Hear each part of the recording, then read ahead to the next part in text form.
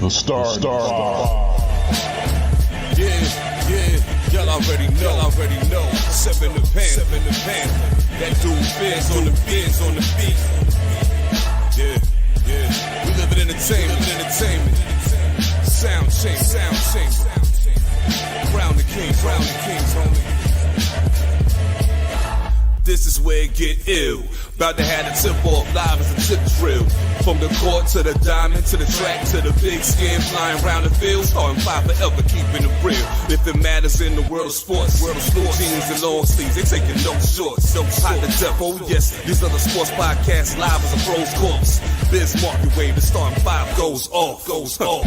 No matter who you cheer for, emotions out the window, they analyze it with clear thoughts. They take it way deeper than the force ever. No longer got any use for the four letters. The latest news, score stats and the view from the sideline. Ain't no guideline, it's just the truth. Yeah. No need to dig for a pardon line. It's always in season if people starting five. We going in on three, run the baseline, start five. We got what you need. If the sports news you see, we don't waste time. We talking cause we live it. We got what you need. We going in on three, run the baseline, start five. We got what you need. And y'all know me, seven sign, I'm the illest cat spit. I got what you need.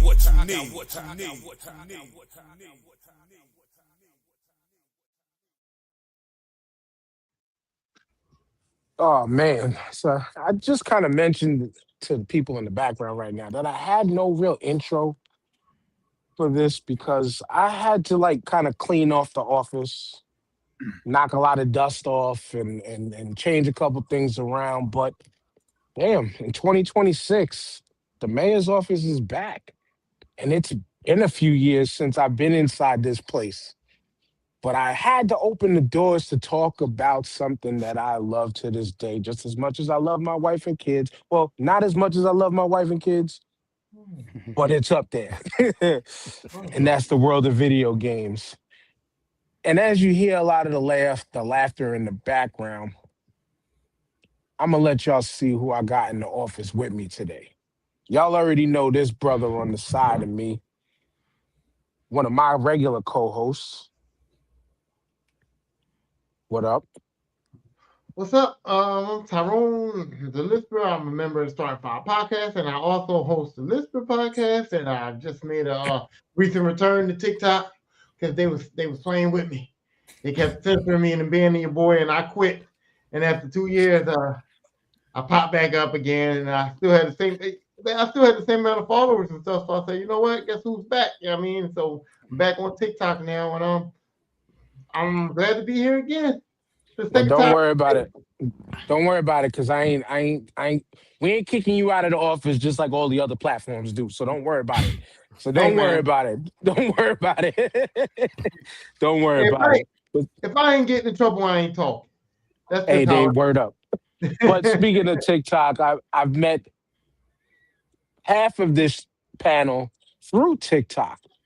And one of the brothers is a brother, just off the name alone, I know we shopped in the same section as in our youth. And that's the Husky Hokage. What up, Husky section, brother? Listen, all day, man. You know what I'm saying? Big fellas all day. But absolutely, man. The Husky Hokage, y'all can find me on TikTok, Twitch, YouTube, everywhere under the name. Also, I am a gaming content creator. You can also check me out. I have a podcast of my own called Victory Road, a gaming podcast, where we discuss different gaming topics as well. So if you want more of me, definitely come holler at me over on at the Husky Hokage. Now, I'm a podcast purist, so are you on audio platforms? Not yet. Not yet. So you're not a podcast yet. You're a web show. Hey, you know what? That's don't fine. Mind me. Don't mind me. No, absolutely. I'm a podcast. Yeah. I've been doing this shit for almost 13 now, or at least definitely 12. Definitely 12.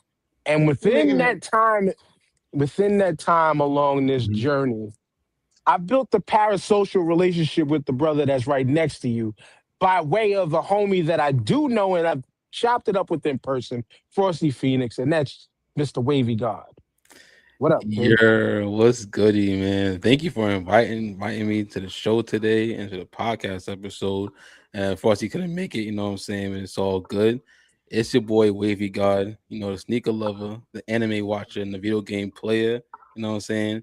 Or another host of FukaPod, PHUCA-POD. You know what I'm saying? We're on all streaming platforms, Spotify, Apple Podcasts, you know what I'm saying?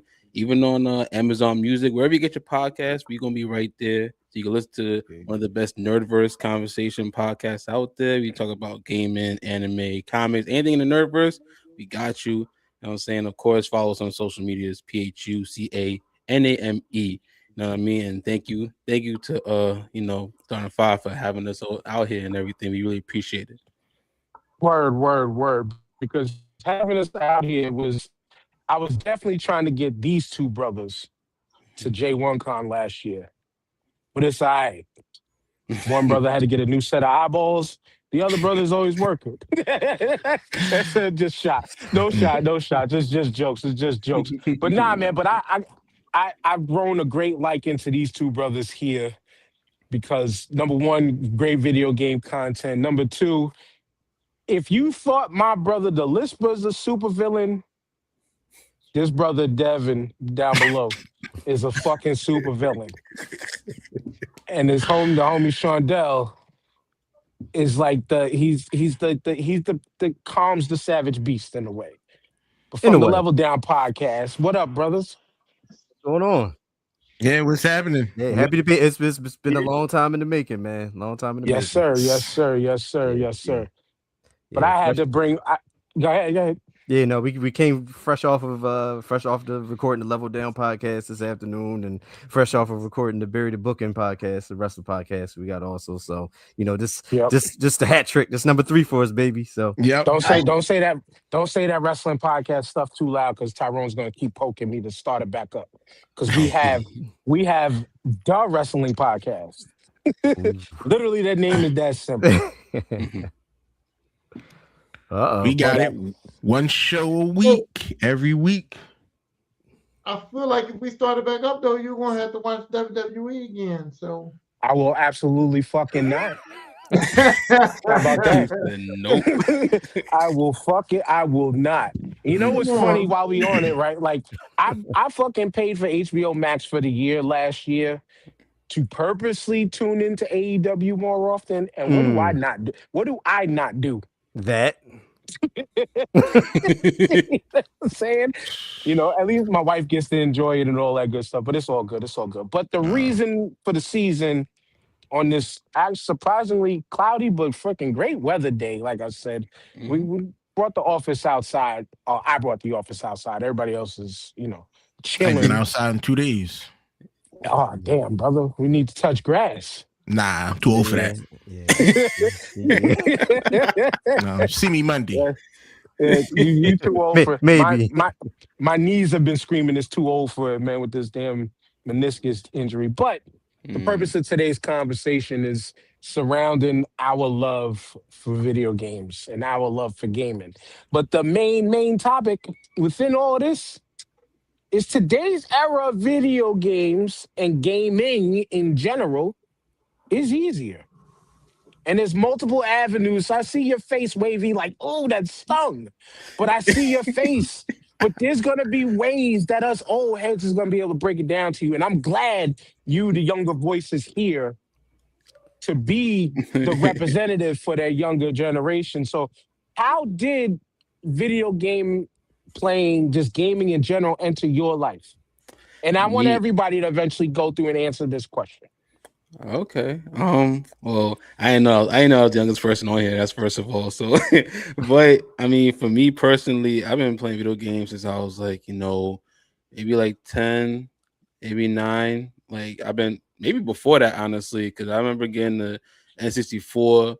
I remember having a Sega Genesis. So I had all those. I had those two before I had a PS. I never had an original PlayStation. I had the PS1, so the miniature one and everything. And then my first game on that, I think it might have been Capcom vs. SNK 2. I don't even know. It's something like that. So everything you just said showed your age. Just a mental note. of starting with the N64. Mm-hmm. That just showed everything. But keep going. Yeah, and I think with like the Sega Genesis, I think I had Sonic 3D Blast on there. And then like I just always had like that love for video games, especially like it's just a way to unwind and just escape to another world, you know what I'm saying? Especially N64. Most of my games were N64 when I was younger.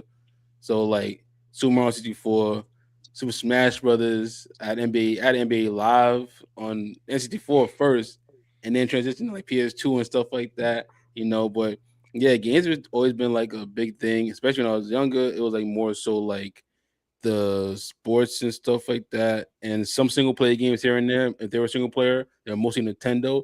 And when I got older, high school, middle school, and all that, kind of getting more single player games and everything. But yeah, like video games always been a part of my life, and it will be. And like, and people always saying gaming is dead. I don't ever. And when people say that, I know they don't play nothing. And similar like what Husky said before, if people saying that nowadays, it might be time for you to get a new hobby because it's not Yeah, slowing down anytime soon. that's as bad as people trying to claim that my culture of hip hop is dead. But I'm throwing the same question to Husky. Gaming, where did the adventure start for you? For me, I'm a little bit older than Wavy, but I started actually a little bit younger. I started around 5, maybe about whenever the Nintendo dropped. Because when my first console was it was either the Game Boy or the Nintendo. I can't remember which one, but like the first game console or whatever I had, it was either the Game Boy. I'm talking about like it was the regular Nintendo, then the Game Boy, but regular Nintendo. I got it for Christmas. Had the duck hunting thing. Had the gun that came with it. That's why I started. From that to Super Mario Brothers, that right there started my gaming journey, and I've been gaming for well over 35 years. So like I've been doing it for a minute, and I've gotten into because as someone who I don't just love games, like I know other blurry nerdy stuff like that. Like my uncle got me into comic books. That's low key one of the reasons I can read, just because I found my love. Found some comics that I enjoyed, and I want to know more about them and know their stories and stuff. So, but my kicked off from that. I played a little bit of Atari because my uncle, he had when I used to spend my summers in Atlanta, he had an Atari. So I used to spend time playing that. So I know a little bit about that old school Pong and some other stuff, but Nintendo kicked it off and I had pretty much everything. I was a Nintendo kid for up until I think the 64 was my last actual before I got the Switch stuff. Like that was like my last Nintendo console. And then after that, it went on to like the PS1, Dreamcast, Xbox. But like I said, I've been playing games for a long time, man. And, sports games as a younger kid, a lot of the wrestling games, NBA, NFL quarterback club, stuff like that. You know what I'm saying? Like, yeah. So I've been playing. Right there. Yeah, Them man. shits are still tough. Them shits are still hard to fucking play. Man, listen. Goddamn quarterback club shits. Quarterback club was my shit. But that, and just from there, started venturing into the single player games, outside of Mario. Even though I always had usually one of my favorite properties or IPs is Star Wars. So anything that was Star Wars related, I was playing it. Like Rogue Squadron was one of my favorite games on 64. Some other Star Wars games, things like that. One of my all-time favorite game of all time is Knights of the Old Republic, Star Wars Knights of the Old Republic. I love Knights of the Old Republic. So when they announced their remake, man, I'm still holding hope they go ahead and put that out because we need to update. See if it happens, yo. Yeah, correct. Del and Dev, it's up to y'all. Who wants to go first? I'll jump in. Yeah. I'm old, so my gaming started in arcades. That's where everything started. Or arcades, then consoles slipped in, and the original NES. Moving on into that, I think I got rid of consoles at the 360 era and switched completely over to PC. Okay. I'm into all types of stuff. I watch a ridiculous amount of anime. Way too much. I got to that back in the day. I hear y'all young kids talk about the big three. They not the big three at all. What's the big three? Yu Yu Hakusho, Ghost in the Shell. I take it back to what Neo Genesis. Yeah, I'm old school with anime. None of this. What? Not One Piece? What? What? After 118 episodes, I gave up on One Piece. One Piece isn't even in the top 10. One Piece is a 1,000 fucking pieces. Yeah, it's a great show. Not for me. I need Akira, Ninja Scroll. Old anime. That's like some of the new stuff. It's good, I watched one where little girls were acting like horses running around a ring.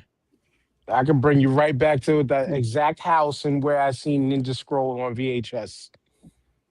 Oh, see, when I first watched Ninja Scroll, it wasn't even in English.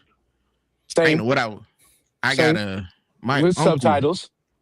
No, he had subtitles though. My uncle got it for me because he was in the military, so he would bring back all these books and movies and stuff like that. You just sit there and just watching, not knowing what was going on. Checking out old Guyver series. Hey. I don't know if y'all, know about the Guyver. Yes, sir. Yeah. Power Man Tiga, ancient stuff. But I enjoy the newer things every once in a while. But I watch a lot of TV. Way too much. Where's your level of nerd, Shondell? All right, so I dislike Devin for saying he old because we the same age. So like a month apart. Yeah, a month apart. But original NES for me, my trifecta of games growing up were Mario / Dunk Hut. Same game. It's the same. It was the same cartridge. Same. Contra and Double Dribble were my were the three favorites that I kept cycling through. Double Dribble. Yeah. But yeah. So it was that my Achilles heel to this day, and the thing I think I'm going to take to my grave, never ever accomplishing, and we'll get into it a little bit as we talk about the difficulty of games, is the original TMNT for NES. But yeah, but from then it was pretty much I was a spoiled kid. So I had every game console that I wanted. I got my NESs, I got my 64s, I got my original PlayStation, I got my Genesis, I got everything when it, essentially from the NES point. After that, pretty much when a console launched, I had it. So nice. Yeah, it was. I remember crying to get the damn TurboGrafx 16. Like legitimately, like boo-hooing, like please. I remember having the attitude because I couldn't get the 32X after I went to Toys R Us and they had no more 32Xs. So I had a whole problem. I had to wait a week, but I got it. No KB Toy Store? Shit. Yeah, that hookup was crazy. You had the Genesis, the 32X. Yeah, you had to and then they had the port where you can hook the Sega CD on it. The Tower of Power, they call it nowadays. Yeah. Virtual Fighter, all that good stuff. But Virtual Fighter, yes, sir. But yeah, fucking hated that game. And then everybody else, like it's comics and pro wrestling for me. Like that's is games, comics, and wrestling. That's my three right there. But now you've told some of your fun gaming stories on the Star 5, like the homie who had the shop in Philly and all that. But your intro to the gaming though. Well, I had my uncle brought over an Atari 2600, and we played that. And I wasn't into gaming that much, but we played it. And then what happened? What changed my life is that it broke. It broke, and I was like, "Oh man!" And so I asked my mom to get a new 2600, and she said, "Oh, I'm sorry, they don't sell them no more." And me being of age to use the phone, I called Atari and told them, I said, "Hey, my 2600 broke. My mom can't find it nowhere." And they took my information. They sent me a 5200 brand new for free. Oh, because they were so so impressed that this little kid called them to ask them like, can they do something? Y'all got to do That's something. fucking Now, wow. Hmm. I didn't even know they That's had a tough right 5200 there. out. Word. Yeah, man, I got a Atari 5200 in the mail for free, and I Wow. thought it was mine. I thought it was mine, but my mom and dad let me know that it was going on the downstairs TV. But Oh. um, It was but everybody's. but that 5200 going on the downstairs TV helped me get the Nintendo because I was asking for the Nintendo, and my mom was straight up like, "Fuck that, we don't have money for the Nintendo." But when that 5200 went on that downstairs TV, and my sisters and my dad like got into it a little bit, they wanted the Nintendo too. So I couldn't get the Nintendo for Ah, myself, but I got it in the house because eventually everybody kind of wanted it, and so that's where it started, and it's never gonna Jedi finish. mind tricks. Right. Thanks. Jedi mind tricks on them. So, but for me, definitely it was that Atari era. But I think because I asking the question had my mind spinning. I'm going back to '79 Cottage Place, where I think the first game system I played was a ColecoVision. I think I remember playing the ColecoVision was the first game system. Then when if I should have been way more prepared because I could have slightly further embarrassed my brother. I could have showed y'all the picture when we opened the original Nintendo and we got the original Nintendo set up with Rob the Robot, the light gun, all Ooh. of that. So we had Rob the Robot. Never got fucking Rob the Robot to work out accurately with Gyromite, but we had Rob the Robot, and it was just something fun to play with at the time. But then again, over the years, like the journey went from Nintendo, Super Nintendo, then eventually on when the Genesis got to the Slim system, then I finally got a Genesis. Then our neighbors, before they let me hold their Sega Master System, they moved and never came back and asked for it. So now I had a Sega Master System. Mm. I Yeah, the Sega Master System, and that was after the Super Nintendo and all of that stuff. But actually, no, after the Nintendo, because my father, Department of Sanitation, it's the job I work now, the job my father worked at the time. He somebody that at work found an Atari with 30 plus games, and he said, "Hey, you got kids, take this," and the bitch worked. Wow. No, 28 Wow. games. I remember it was an Atari with Mm. 28 games, controllers and everything. And then when it finally said rest in peace was when one of our cats pissed all in the toy box and pissed all over it. It was gone. Oh. But it was already That's evolved all. in systems and all of that stuff. Wait a minute, wait a I'd minute. ordered a master You knew the system, and motherfucker I was haven't got moving one though. yet. What happened? You knew the motherfucker was moving though, and you didn't think to tell them they got that system was at your house still. Wow, you No, I talk about wasn't me. ashamed. You talk about I me. You wasn't a did some shady. shady shit. No, it's cool. We wasn't shady like that, but I was just like, and it was like, oh shit, they gone. Wait, oh shit, they never. I didn't know they were moving. Mhm. That was the thing. I didn't know they were moving. It was just one day they were. It was out. They were out. They were I've gotten gone. a lot of stuff by people moving. A lot of stuff You back know. in my youth. But being a kid though into fucking cartoons and all that stuff. Like y'all mentioned, like we're OG anime, Voltron, Voltron, shit yes, like sir. that, like Voltron, and then diving into more. My aunt had got me like a book of whether it was either Macross or Gundam at the time, but it was like an art book on Macross. like how Yeah, to draw Macross is them. gold. And like Yeah, I remember that. I was heavy into like the mech stuff back in the day. And then of course, because of the cartoons of like freaking Spider-Man, Batman, shit like that, Marvel became my thing. I used to have, which is still bothers me every time I mention it, I had the full collection of the first generation and second generation of the Marvel cards. I Mm. wish I still Ooh. had them joints to this day, Oof. you know. But Oof. then again, the back to the video game evolution was like I said, I got the Genesis eventually. Then it went to TurboGrafx 16, which that was my all-time favorite console to this day. Like I to this day is my favorite console. The fucking Hue card idea for the cartridges is still one of the best things, in my opinion. Never got a Sega CD. I knew one person who had one. I knew I knew one person who had a Sega CD. I knew one person who had a Panasonic 3DO. Glad I never got them. But I used to want everything. I wanted a Jaguar, never got it. Wanted, I had his N64 eventually. Did the whole Wii U. I actually won my Wii U for free at That's a this good thing. freaking at Great Wolf Lodge. When we went there for one of my daughter's birthdays, and I was playing that Mega Block stacking joint, Mm, and I won the freaking Wii. I won the black Wii U on nice. that joint. Oh, wow. A lot of hate on that system for no fucking reason.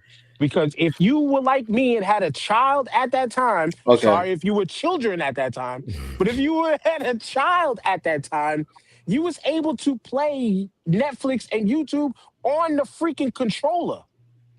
And you could just take this and watch. You can watch what you watching on TV. The system's on. My oldest daughter used to sit with the thing and watch her joints on there. That's why I think that system gets too much hate. I don't think I ever had I one. think that but Never had you one. know what? The hate is legit. The hate is legit because he's sitting here talking about a gaming system, but he only likes it because he can watch fucking Netflix on there. So I mean, but there were built in. system for gaming. There were built in. There. There were built-in games. There were built-in games in the controller, though. I didn't like gaming on that controller at all. I did not. I'm not. I had the Wii for like 2 seconds, but then when they wanted me to be active, like nah. That's not what this is for. That's not what this is for. Same thing with the Kinect. Right? The Kinect was crazy. We used to hack the Kinects.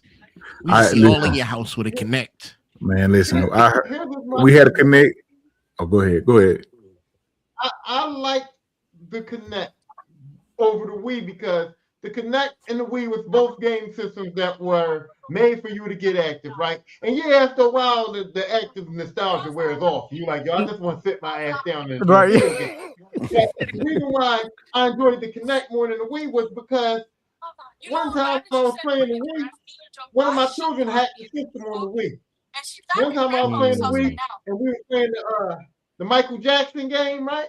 And I'm up there with the Wii, and I'm standing up, and I'm using the controllers, and I'm doing my Michael Jacksons and shit. And my daughter's beating the shit out of me, and I turn around, and she's sitting on the couch, just waving it like a Harry Potter wine, and fucking beating me on the You ain't even got to get up and really be active with the shit. And that's when I got pissed off. So I got Kinect.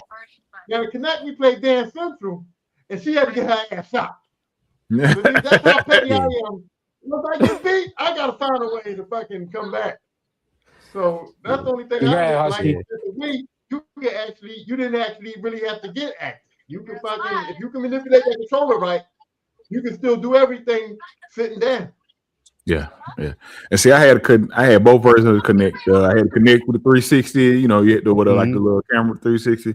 And then when I got my Xbox One, because I had a day one edition, and I ended up getting the Kinect as well. I didn't use it for a whole lot as far as game wise. When I had my one, I did use it for like the little voice commands. I love that. Like I would listen. I would sit down on the couch, Xbox on, and that mud like it I used to love that. The only thing I hated was I used to play was it FIFA? It had to be FIFA. I used to play FIFA back in the day, and so the Kinect would be on or whatever. But once I found out people was hacking them, so what I did, I used to face mine down. So if you ever hacked, like all you seen was the top of the thing, the top of the Xbox. But anyway, one thing I did hate was if I'm playing FIFA and I get the cussing, the ref hear it. Like it would be the ref would be like, you would get a warning. I was sitting there one day and I'm like, God damn, I had like, why I got so many red cards? The ref got a warning, bad language. And I'm like, bad language? Is it listening to me? The Kinects were great to get hacked. I remember when the boy Alex P hacked the system, Hector Martin, they opened the door and just let everybody get into your system. Yeah. I learned and that's so why much. I never got, and that's why I didn't. That's around the era when I stopped with the Xbox because I had the first generation, which to this day, that's one of my favorite consoles too, mainly because you were able to upload your music to the console and then play that instead of the game music. Yeah. So that was hard. And then the 360. Go ahead. No, I thought you was that. I thought you was stopping. Go No. So the 360, I mean, the Red Ring of Death, of course, fortunately, I never experienced that because I bought it later. And I then to had that.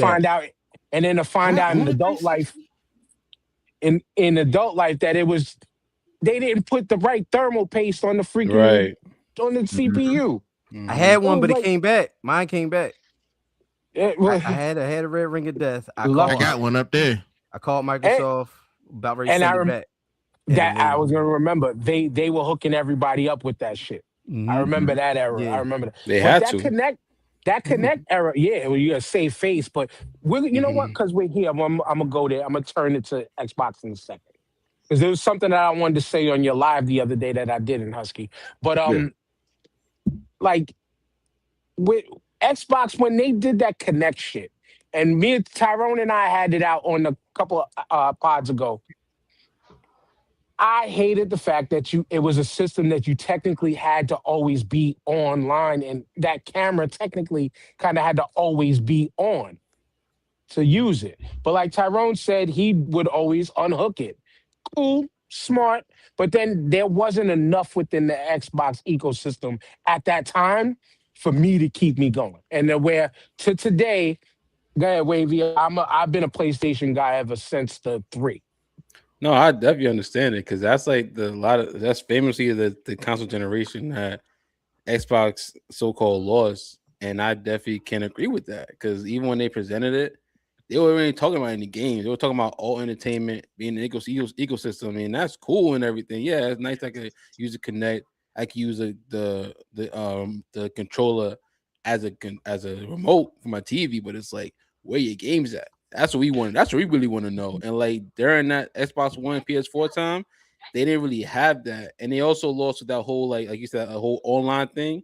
Like they kind of messed up, and there was a rumor that that the PS4 was going to do that same thing. They Yeah, saw PS. there was a rumor they were going to do that, and they saw us and the people out back to the Xbox. They were like, "Oh nah, okay, we're gonna scrap that real quick." They quietly went to themselves and said $299. Right? they did that to themselves. That's what they Didn't did. Connect come out in 2010? The original, like I said, it was two they had to connect with it. There was a Connect for the 360 as well, and then they also continued it with the Xbox One. So just to bring up which I was talking about.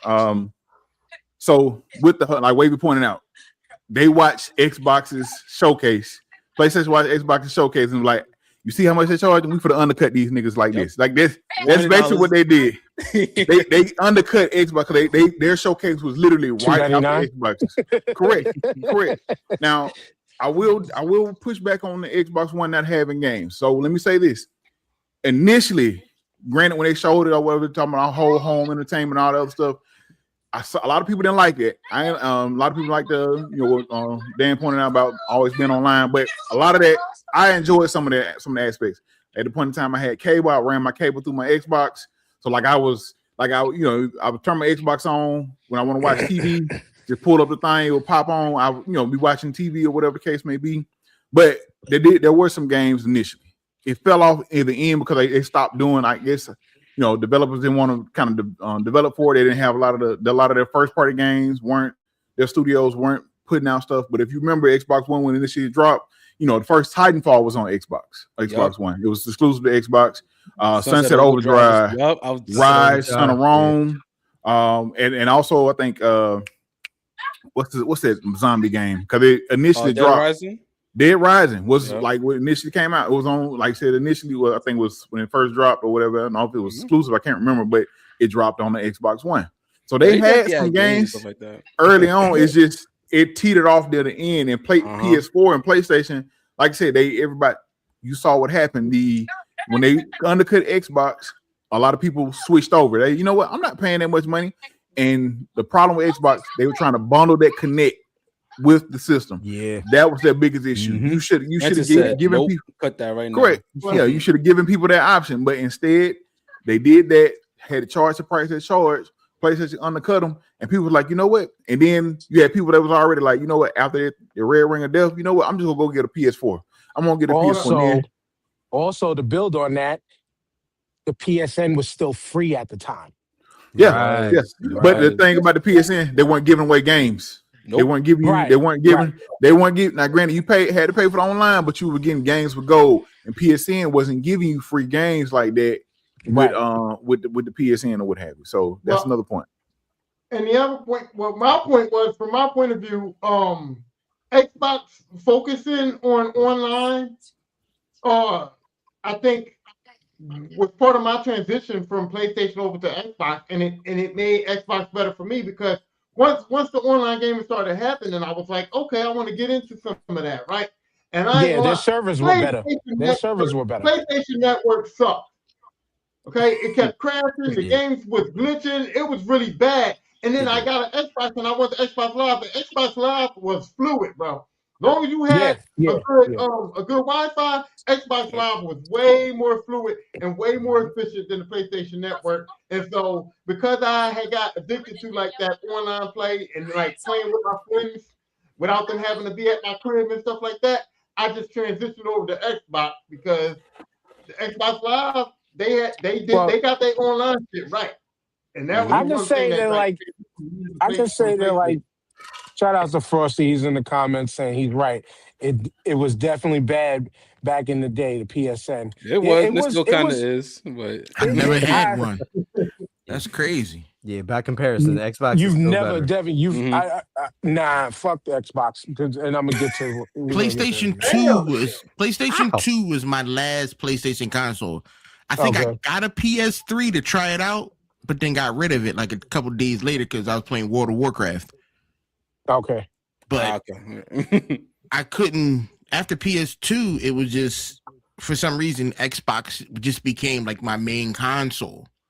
And I stayed with Xbox, Which Xbox, I mean, obviously it's Microsoft, and this is where I wanted to transition to. Mm-hmm. It's Microsoft, so you gotta figure there's a slight PC element within the Xbox, right? Of course. And y'all all are going to be on PC soon.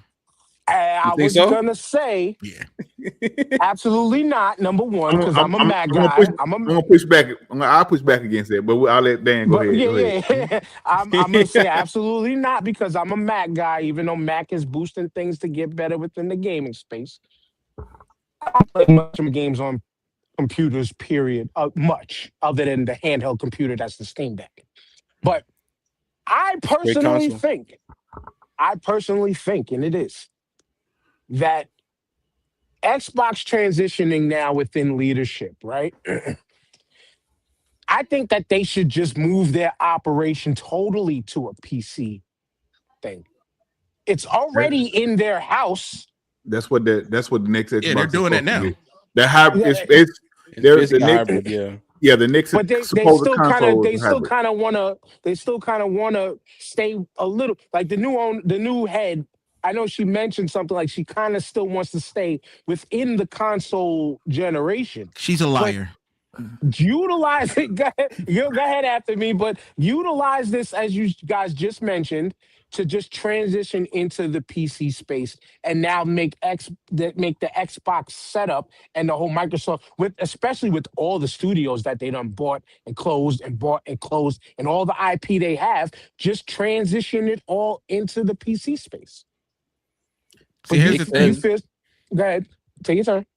The new Xbox is definitely going to be basically a PC. It's going to have it's going to have an Intel or an AMD chip in it. I think AMD. AMD. I think so. It's going to be a PC. You're going to spend over $1,000 for a PC that's masking as a console. Yep. Instead of just buying you a PC, you, like I was telling Dell today, I can build you one for $500. Easy money, quick. Can it run everything? But can it run everything? That's the question. Entry level. I'm giving you entry level. Entry level. But down with my consoles, baby. Entry level RAM right now is fucking $500. Correct. Go ahead. Go ahead, Dave. I went to Best Buy. Right? And I talked to the tech guy because I was like, you know what? everybody's talking about these PCs. Everybody's talking about how the PC, the frame rates and all this shit way better on PC. So I go into Best Buy and I'm like, look, man, I'm not gonna get an Xbox Series X. I'm trying to transition over to PC. And he was like, well, to get a PC in order to run everything, you talking about $2,000 to $2,500. And after that, I Depends can on put the an First off, you went to Best Buy. Xbox in every Also room very in true. the house. So I was like, fuck it. And I got the Xbox Series X because PC shit, I mean, was too expensive as far as I was concerned. Like $2,500, I was like, oh no, I ain't doing that. To play no video No, see, games. Best Buy's trash. Don't go to Best Buy. Yeah, you better like you better going somewhere else, or you maybe going to Newegg or getting a pre-built. Micro Center or something. Yeah, you can find you a pre-built that can probably run most games for like maybe $1,000 to $1,500. Like you can actually probably find one. Yeah.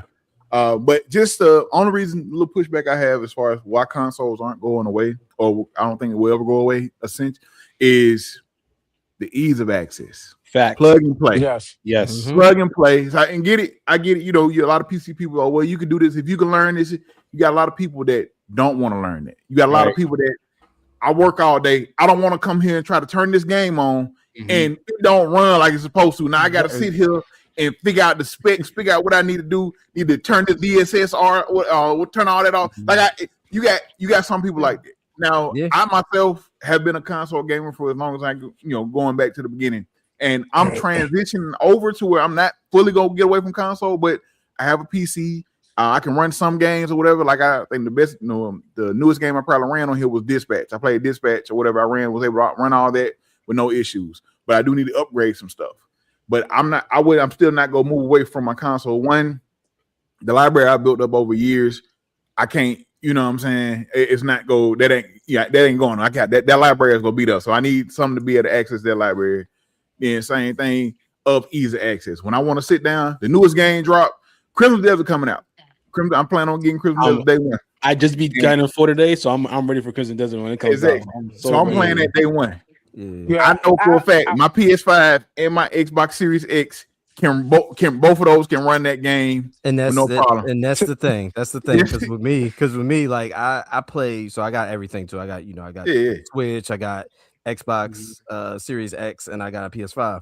Right. But for me, like I play my game specific. So like all my FPS games I play on Xbox. Like the controller for me, because it has a trigger on it. So for me, in my mind, like it just feels better to to play, like any like Call of Duty or whatever like that. Whatever I'm playing, I'll play that on Xbox. Now all my action adventure, first person, adventure games or whatever like that, I'll play on PlayStation. For me, I feel more comfortable playing those games on PlayStation. Also, my fighting games are better on PlayStation because I do want to get an arcade. There's more stick, fighting games on, but there's more fighting games. There's more fighting games, and also I'm one of those people still that use the D-pad to fight. Pause. So, but Tyrone hates that shit. but on Xbox, like the controller, it has that little divot where the pad is sunken in at. So I need it raised so I can play my like a Mortal Kombat or whatever like that.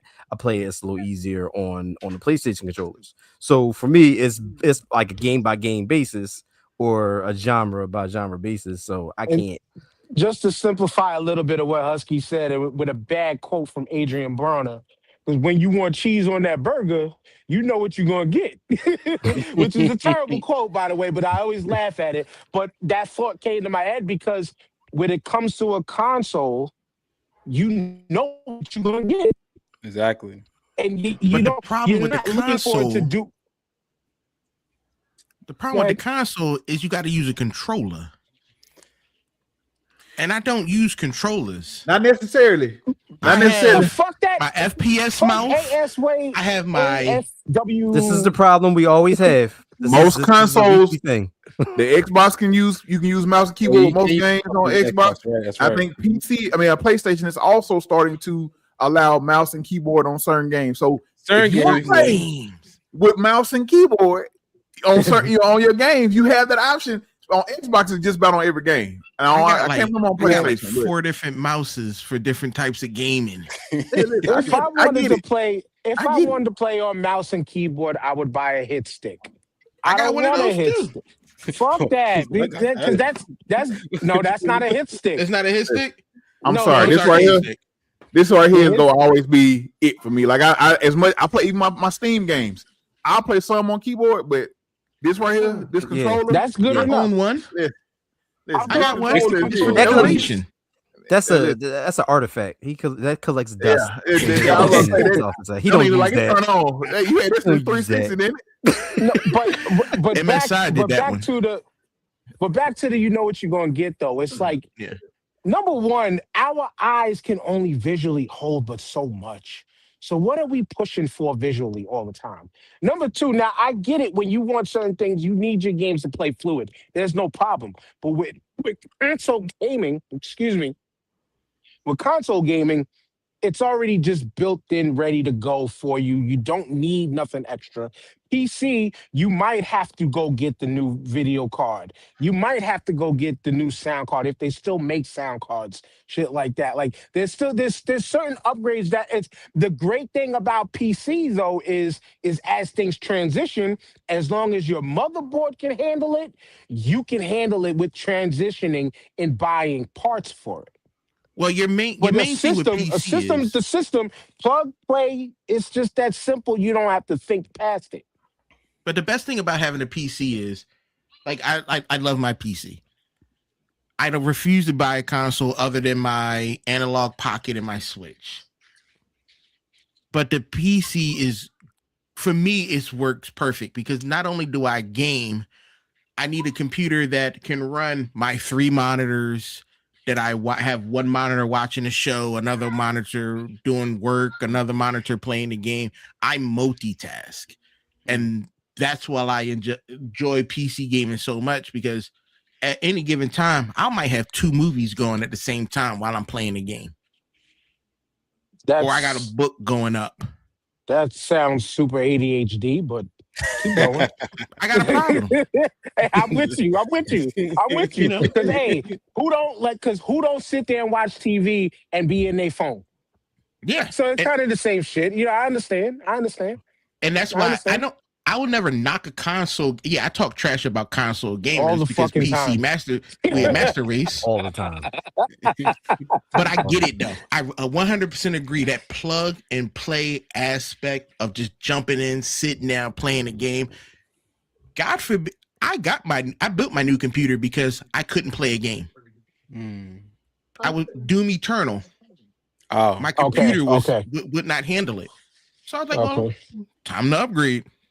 And that's when Doom is where PC and me it originated from Doom. Mm-hmm. The reason why I can't play first person shooters is because of Wolfenstein 3D on PC.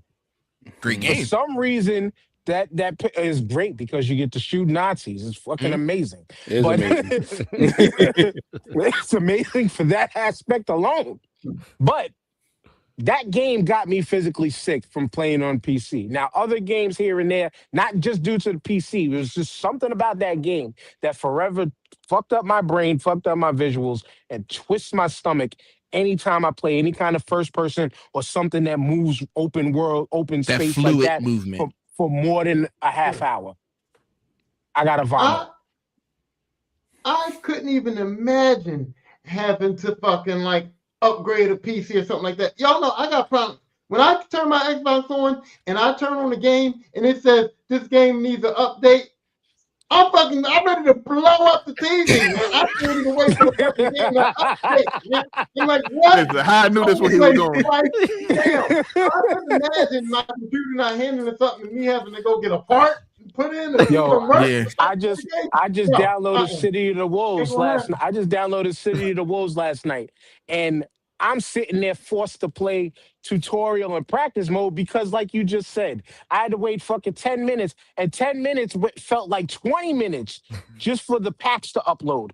Mm-hmm. So I understand the frustration of that. So we both kind of have our things of, you know, is that the Fatal Fury, Joe?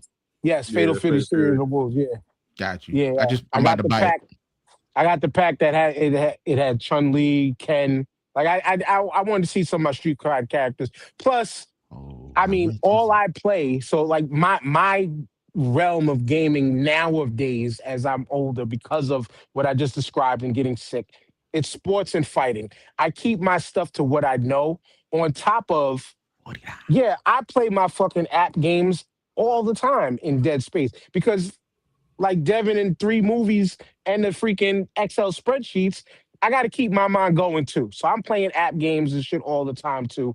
That's where my level of gaming is. But fighting and sports games is always my thing. I found Balatro actually was a pretty fun game. Yo, I keep on hearing about that Hard game, game. man. Man, you get addicted. You can get addicted That to shit it. was close to game of the, wasn't it like game Yeah, of it the was year? in, It was Almost? nominated. it was in that It was It was nominated. up there. It was And nominated for Game of the Year. all I kept hearing about was people talk about Balatro. And then it was on PSN for free one day. So I said, oh shit, let me grab it. That card Let me Yeah, game? try it. Yo, that's Yeah. crazy. I Yeah. must have Yeah, it missed was on It that. was on it was on. PSN for free. I think it was in the A couple months back. the No, more than PSN a couple library or months whatever. Like, so it was something you can get it for free or download it, add it to your library. But yeah, as a matter of fact, I got it on PSN. I got it I on think it was in the PSN. I think it must was have in missed the that then. it was in the monthly games. If you do Yeah. PlayStation Plus, Mhm. it was in the monthly games. It's just like how I found I found Nobody Saves the World through I was looking Mhm. for something different to play. Yeah. I didn't realize how old the game was, but once I got in it, I was like, "Oh, this is fun as hell."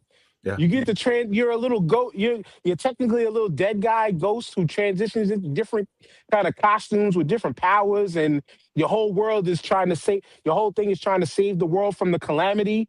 And it was a simple, semi cheesy, but it was fun. I just bought it. And what? Nobody Nobody saves the saves the world. world.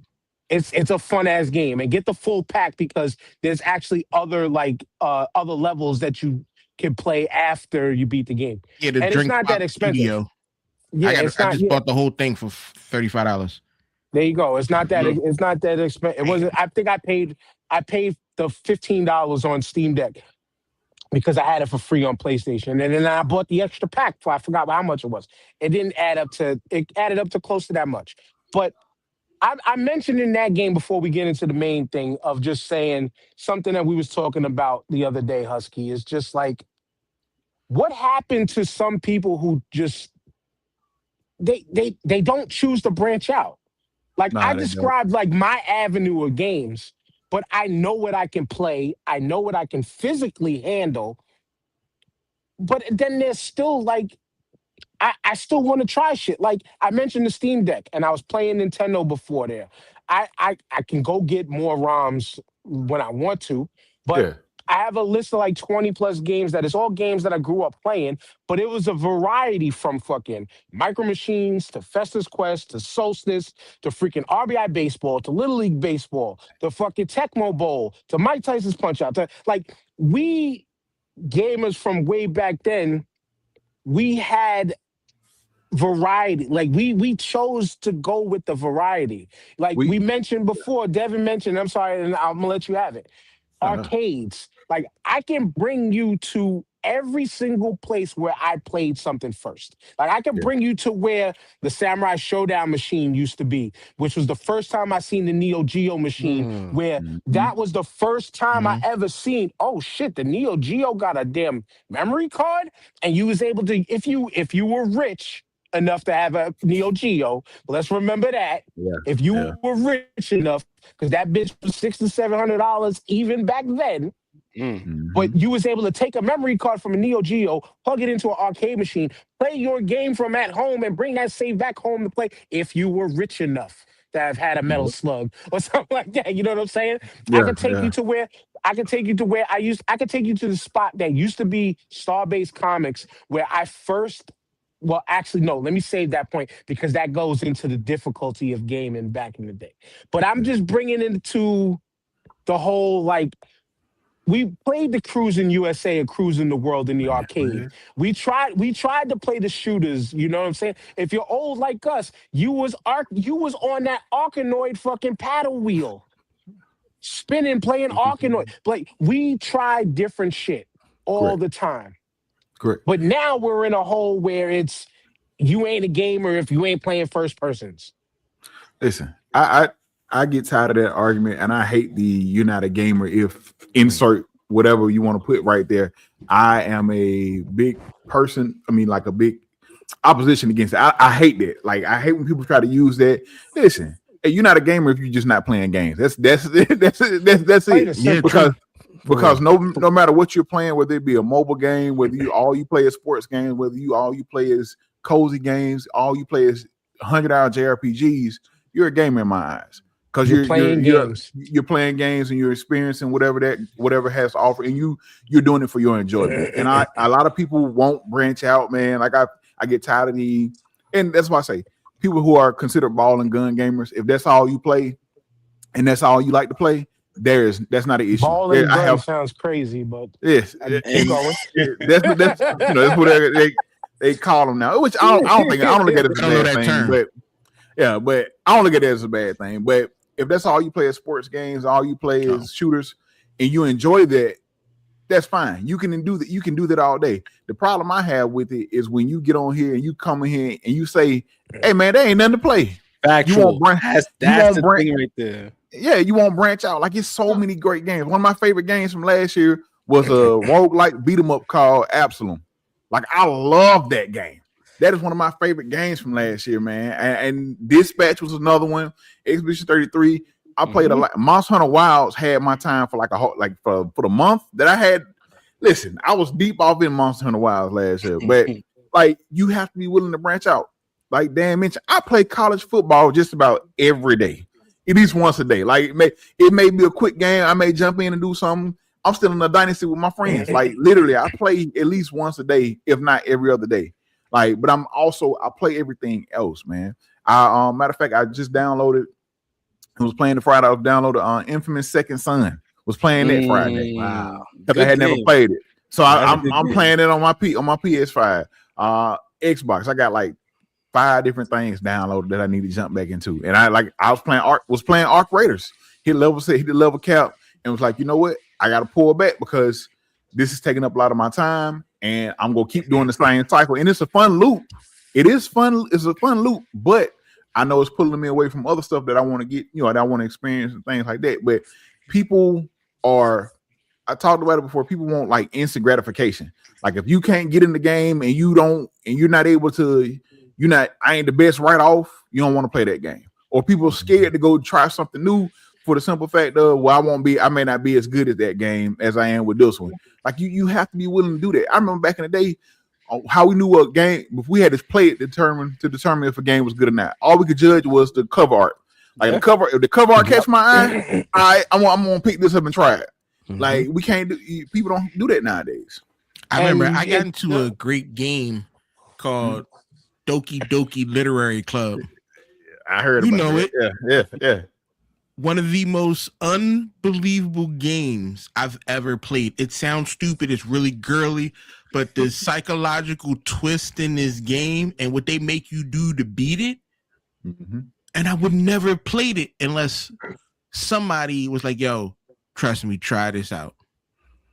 That's how I feel about referring the Nobody Saves the World. But you mentioned Tyrone, I'm gonna give it to you, Tyrone, because you say we had the cover art, but we also could get we was able to get fooled by said cover art back in the days in Nintendo, because them Nintendo boxes used to have them like romantic novel looking artwork on it, and then you get in it and it's like, or you got Mega Man with no neck and no shoulders with the gun, like, and then it's the little blue guy. But go ahead, Tyrone.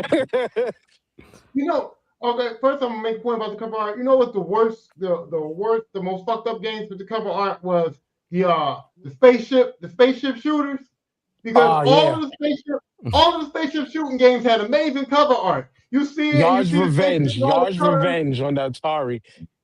You see all the colors and all the spaceship colors and the flying in space, and you like, damn, that shit look cool as shit. And you put that in, that shit was like, burn, and it's so bad. And so fucked up the cover art. But to your point, a lot of people don't want to venture out because they got good at something. I went to my brother's house, and my brother's like, "Oh, my nephew got my nephew the Xbox, whatever. We up there playing, and he only wanted to play Fortnite."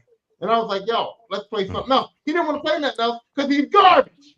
And he Yeah. knew he was Yep. going to beat Fortnite. But he only wanted to play Fortnite because anything else, I was going to beat his ass. Dude. And it's like people are so scared to lose now that they Yeah. just once they get good at something, they just want to Shout, they just want to play that.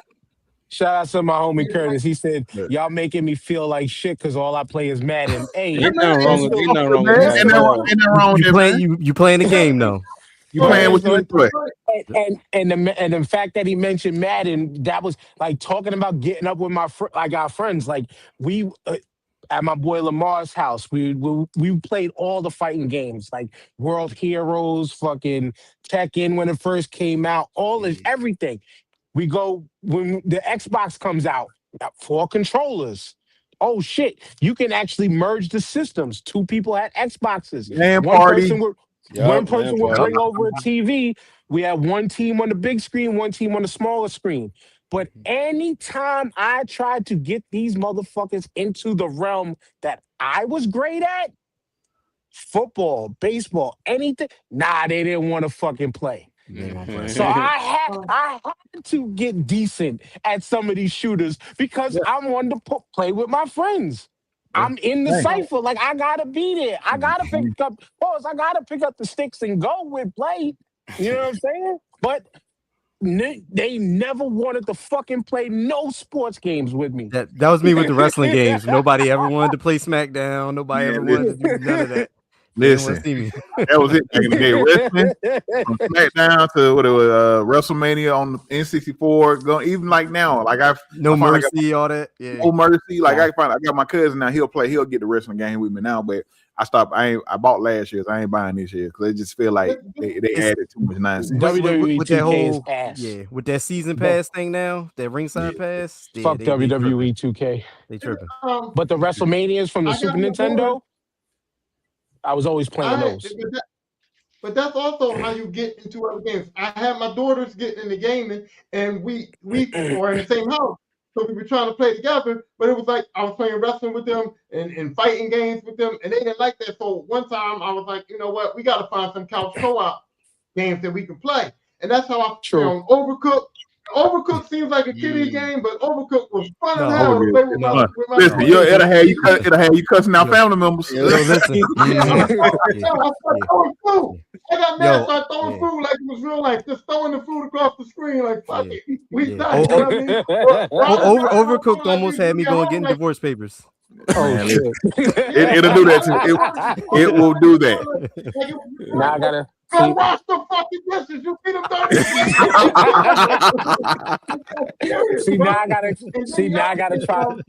It I gotta takes try two. Overcooked with my It takes daughters. two. Oh man. Yeah, you gotta play it, dog. And then it Yo, takes play two. with caution. It takes two is one of the best co-op games I've ever played in my life. It starts fights now because you had to work together, and if you fucked up, the Yep. other person usually Yeah. die. So it starts a lot of fights. But once y'all get to working together and getting through that game and going through the story, it takes two with another one. And I was just like, man, I Okay. wish I would It have. won game of the year. That's how good it was. 2021. It won game of the year. So like because you mentioned like see this is where I brought my daughters into my world. So from Street Fighter 4, my oldest would play with me and all that. And she became like Laura was her character in that game or whatever. But my thing is this though. My thing also is this. To get me off the sticks, you have to beat me once. And if I ran and it would be them consistently passing 10 straight, 10 straight, and then I give up the sticks. Y'all could play. That was my rule. If you could beat me, then cool. But my daughters will my daughters are this generation's version of gamer too. Like my youngest, my nephew bought her the one of the Demon Slayer games. Demon Slayer. Yeah, Oh, I know and you're talking about. Yeah. so she'll sit and play that or whatever. Or they're Roblox kids.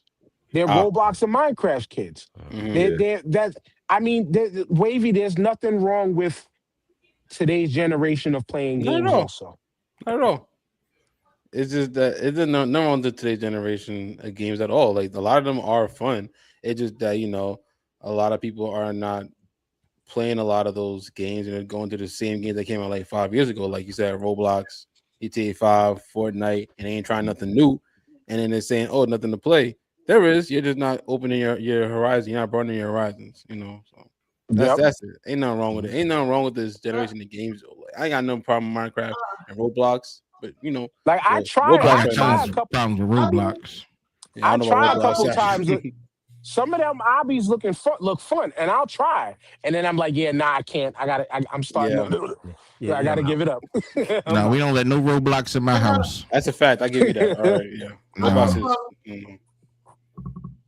I got a problem with Minecraft. I do, because I try to be interested, right? And sometimes my son, well, my son is a daughter, but I ain't gonna get in that. But sometimes my son plays Minecraft, and I'm sitting there, and I want to be interested, and I want to be like gaming with him, and I want to be like congratulating him on shit, but I don't know what the fuck you doing. I never really got into Minecraft. No, I see the motherfucker just hacking blocks and this and that. And I'm like, what are you doing? He's like, well, I gotta find Ender so I can go to the nether world and do some shit. Mm-hmm. But it's like, but the, if it's gonna take you 4 hours to find the fucking Ember to go to the nether world, you're gonna have to cut this motherfucker off. I don't hey, understand. but 3 hours see, you ain't telling me that. Like, that's not the mission I'm on, this bro. this helps the transition perfectly because we would have to sit there and do the same things depending on the level of on the type of game that you played. Uh, and so this is where I talk about like the level of today's gaming is easier than it is from our generation.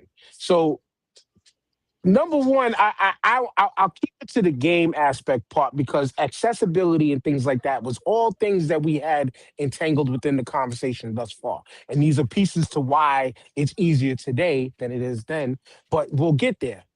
The actual gaming element of things, the immediate thing, turn the light on. The immediate thing that my fucking child didn't listen to me.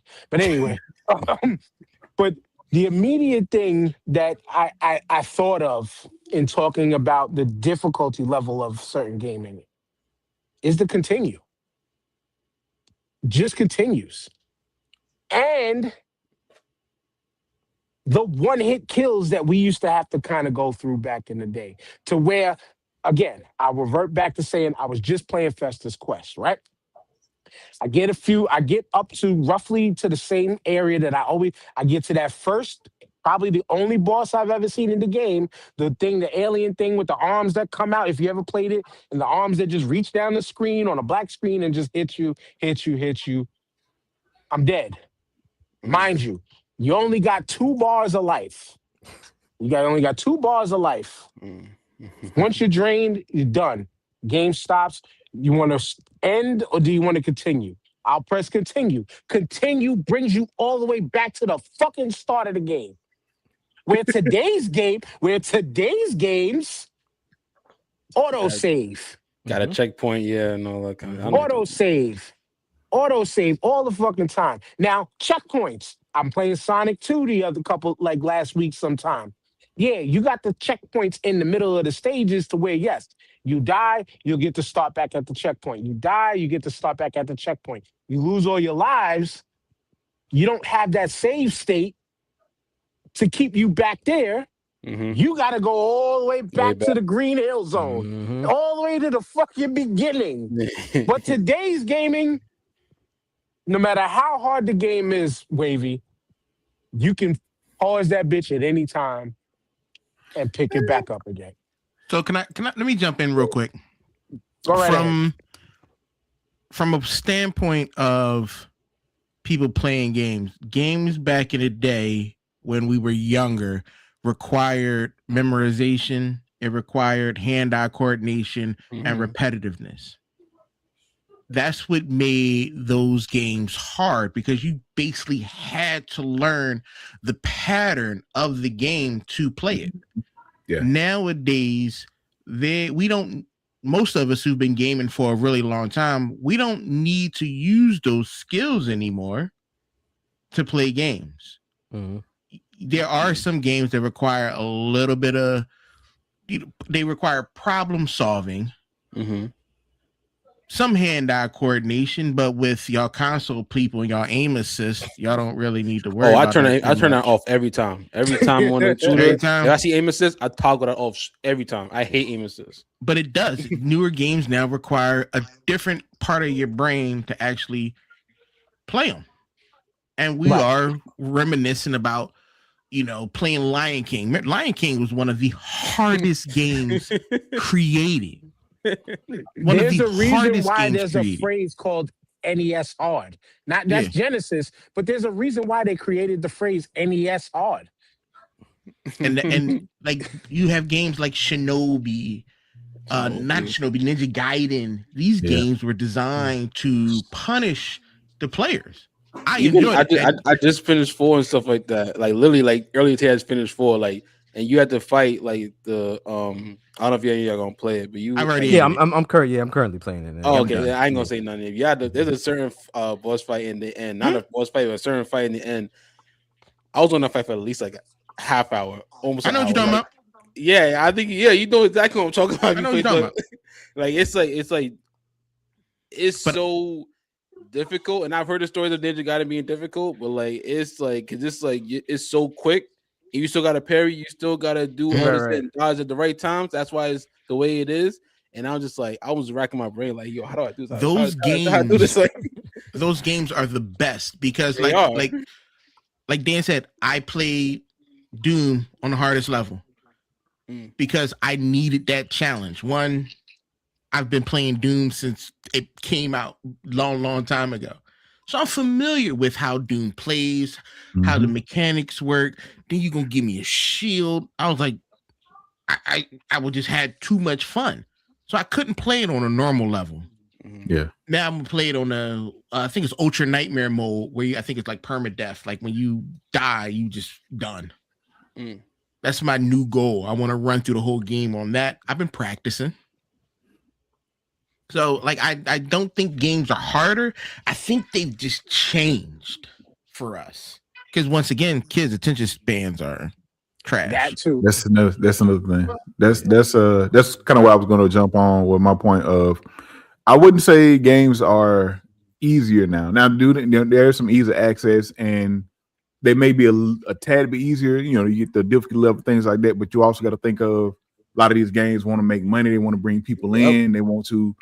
So you don't want to make the game to where you make it so difficult that a casual person that only has 3 hours a week to play this game can't jump in and enjoy their time. You know what I'm saying? So, but I think that's why we had the difficulty levels of certain things. Like you said, he plays the Doom on, Ultra Nightmare mode, stuff like that. So they have those. And then you have those Souls games where, if you want that, you can play those Souls games that do offer some type of difficulty, so elevated difficulty. Do they? Some of them. I don't play them. I don't play a lot of Souls games. Like I'm not a Souls guy. You just straight up like one level and it's difficult. Well, I mean, I'm talking, but you know what I'm saying. Like they offer. I was gonna say that, like, I was gonna say too that, like, but when you think about the old school game, there was no difficulty game, no difficulty rate. It was just game. Great. Go. Figure it out. Yeah. Right. And that's why that's why I like the people that be like, oh man, these games are too handholdy. They do so. And once again, I always reply back, like, I get it, but you're gonna get point to where you're past that tutorial. Like they make that for people who are trying to get into this game. You got to think about it. As people that we've been gaming for 30 plus years or whatever, we know a lot. We've had experiences. We've played back in the day. You got to think about it. It's kids nowadays that are younger than us, people that only have so much time to play. They want to push this game and make this game available to them. They don't want to just sell to us. They want it to sell to everybody else. So they do add those certain things in there so people can pick the game up or learn how to play this game the way that we've learned. So if you like God of War 2018 or the God of War games, those, like, you can go through the game and play through it. But like if you wanted to test your skill, you had to fight the Valkyries. Fighting those Valkyries, right? Yeah. You talking about if you want a level of difficulty? Fight the Valkyrie. You want? Yeah. I fought one. You know what I'm saying? That's what I'm saying. You know what I'm saying? Is that Valhalla? Either one of them. I think they're both of them. They're both of them. Ragnarok in 2018. Yeah. But But they're in after that, 2018. They're not and I 2018. 2018, yeah. I want to go to Shondell, then Tyrone. Well, actually, Tyrone that was poking next, so then I want to Tyrone and Shondell. But even with all that being said, which is correct, Yeah. you got to find that way to get people in, to get more masses in, for the companies to gain more money behind these games, right? But when you were at them Valkyries, did losing to them Valkyries make you go all the way back to the beginning to start God of War from the top? No, because that Well, like side Valkyrie was things. the Valkyrie was a side thing. So Yeah, like yeah. you have those games where you get like if you want that, those are more like they offer that, but they also those are like rogue It was like like, games. yeah. Yeah, so like the game I was talking about, Absalom, where you will be playing. Once you die, there's no save point. You start all the way over. Like you go Okay. you go back to like the little hub world, and you get stuff. You can add little things to kind of help your run out, and then you go back and do another run where you try to get to the end without completely dying. They have So you games like can, that still. Yeah. so you can, Yeah. but you don't lose everything, but you occasionally got to start from the You beginning. you start from the beginning, but you lose what it say for instance, like you pick up like level ups or something doing your playthrough doing your run. When you die, you lose that. Now you can unlock them and then go pick them up and add them on, or whatever. If you got enough points or whatever from your run, you can do that. But Okay. if not, you got to start just as you were previously from the start of that run, like from that previous run. Yeah, that's the The- same thing with Dead Those Cells. style. Yeah. Okay. Dead Cells, yeah. If you Dead haven't played Cells. Dead Cells is Still haven't ended it. fantastic game. Yeah, Mhm. like the actual ending of the game, you have to kind of beat it at like a little more than 5 times to get the actual ending of Yeah. Dead Cells. But it's a fantastic game. It's similar to what Husky is talking about in terms of, you happen to start back over, you lose whatever items that you collected along that way. You unlock them, but it's when you start them, when you start your run again, is kind of like randomized of like what 2 weapons that you start with. Correct. And then It's you something can like that. kind of swap them off, as you play through. But yeah. But It's a Ghouls and roguelike, right? Ghosts, Mhm. Ghouls and Ghosts is you start off as King Arthur, and you got to then get your armor, and then once you lose your armor, 2 hits and you're done for, and then you got to go back to the dun, dun, dun, dun, dun, dun, and then start the whole bitch over again. Which Mhm. salute to you speed runners out there who done cracked the code. There's no code, but who cracked the code in the difficulty in a lot of these games and beating Yeah, these I shits in don't be like getting 10 minutes. speedrunners. I don't be getting that. But Tyrone, go ahead. Well, I wanted to touch on Devin's point of saying that it's not like it's not more easier. It's just like the adjustment of your brain, because you got to think about this. When we played Nintendo, we only had to worry about 2 buttons, and one of them was jump and one of them was shoot, or whatever the case may be. Right now, we got 10, sometimes 12 buttons. We got to worry about to do all these different things. So your brain is working differently because you got a lot of more shits doing more buttons. But I also wanted to say, so it's different. It's not the difficulty because you only have to worry about 2 buttons and you have to worry about the patterns and all that. But then, as y'all can see, my name says Cuphead Quitter because I went and I got Cuphead, and Cuphead is one of those games like back in the day where you had to you gotta dodge and shoot. That's and pattern learn patterns recognition. and shit like that. And it's so much fun to play, and it took me back to my childhood. But it is terribly difficult to the point where me and my daughter put it on the regular standard difficulty to beat it, and they fuck you over because when you get to the end with the standard difficulty, you can't go to the last level. Facts. You can't go to the last level. Yep. They put So- You cannot actually beat the game if you put it on the easiest level. Yep. Exactly. Standard. Yep. And listen, the funny part is on standard, I went to the well, and even on standard difficulty, it said, Tyrone, you have died 998 times. And that's what I'm so when they said I had to go on the higher difficulty to beat it, I quit that motherfucker, man. First game ever that I quit. I said, no, I'm not going to be able to do it. I never he played went double Cuphead, X but I posse be on wanting him. to. Yeah, Cuphead is wild. I was interested when I first came out and I seen it and all that, and I wanted to, but I never dove into it. Possibly because I heard of how fucking felt Mission Impossible, and it's like, how much do I want to relive the Nintendo experience? Yeah. It's just so many times I just sat there and I'm just looking at the screen like, yo, what do you want from me, yo? Right. and, You want me to it's on. It was on a game that is in the art style of an era where we couldn't drink from the same water fountains. Correct. But I'll digress on that because because like one of the things I gotta say is we kept bringing up the accessibility part when it comes to gaming, and accessibility. I don't really think that the argument is